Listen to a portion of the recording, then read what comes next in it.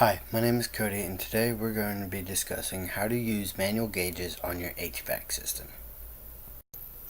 First, we're going to go over how the refrigerant flows through your HVAC system, starting at the compressor.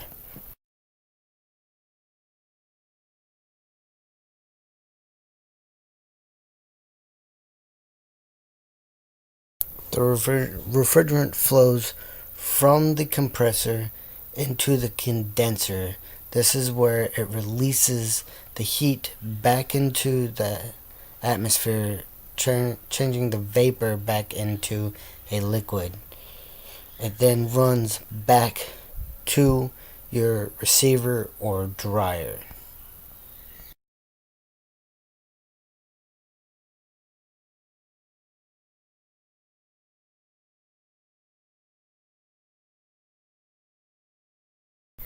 From your dryer, it will then run to your orifice tube or your thermal expansion valve, and on this truck it actually has an orifice tube.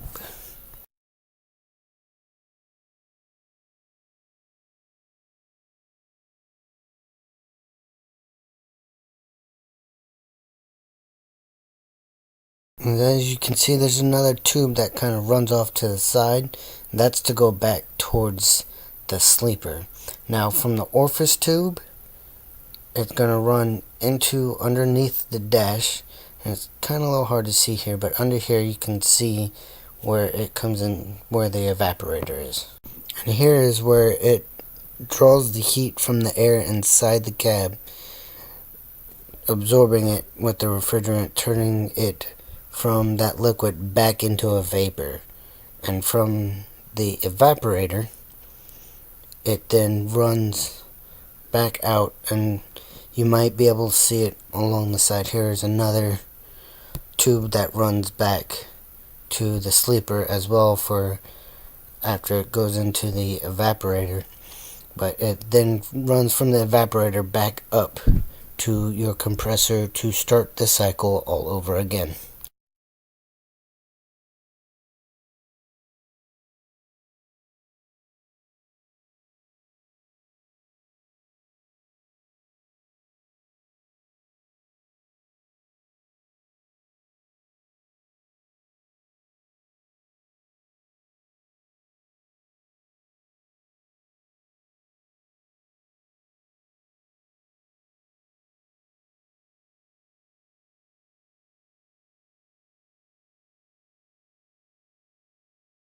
Now we're going to hook up our manual gauge. First thing we're going to do is we're going to inspect our ports where we're going to hook up the connections for the manual gauges to the HVAC system.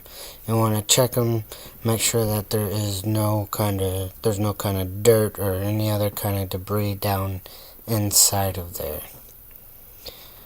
Now once you've done that, you go to put your connectors on. You also want to check your connectors on your manual gauge. Make sure that there's no dirt or debris inside of the connector itself, and make sure that all the pieces of the connector are in there still.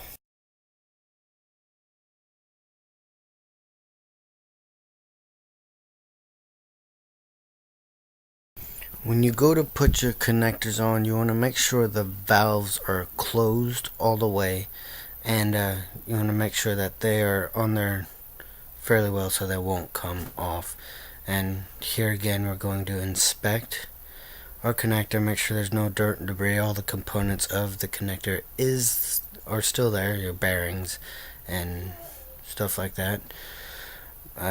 Make sure it's closed all the way and hook it up.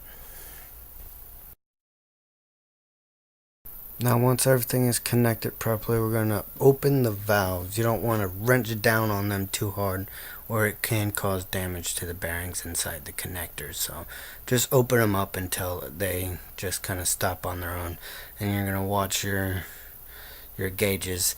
We found out later that this truck actually did not have refrigerant in it at the time that I did the check on this gauge. If you get in close here, you can also see a sight glass for when you start the truck.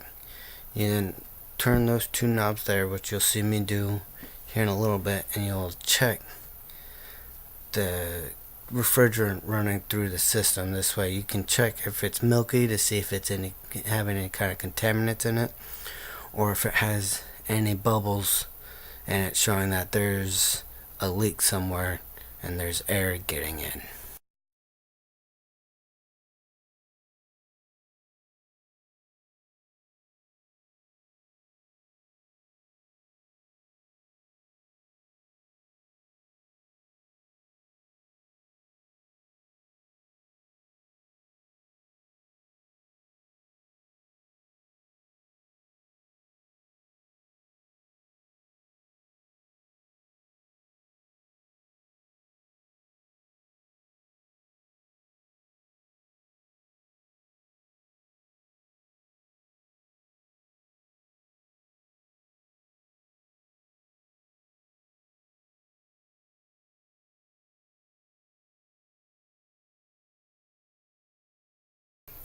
We came back after putting refrigerant into the vehicle, and this is how the gauges should have looked when I opened the valves on the connectors.